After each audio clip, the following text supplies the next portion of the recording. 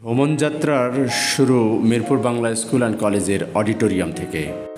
ষষ্ঠ বালক প্রভাতী শাখার শিক্ষার্থীরা আমাদেরকে নিয়ে গেল অন্য এক জগতে। নান্দনিক শিল্পকর্মের ব্যবহারে ভ্রমণচিত্রে শিক্ষার্থীরা অনুষ্ঠানে আগত দুজন সহকারী প্রধান শিক্ষক, শিফট কোঅর্ডিনেটর ও অন্যান্য শিক্ষক শিক্ষার্থীদের পরিচয় করিয়ে দেন এক ভিজুয়ালাইজেশন ভ্রমণে। ভিজুয়ালাইজড ভ্রমণযাত্রায় শিক্ষার্থী সহ আগত সকলেই আনন্দে উদ্বেলিত হই। বহির্ভ্রমণের নানান দৃশ্যপট অবলোকন, ঐতিহাসিক স্থান ভ্রমণ, যা ছিল সত্যিই দৃষ্টিনন্দন কাড়া।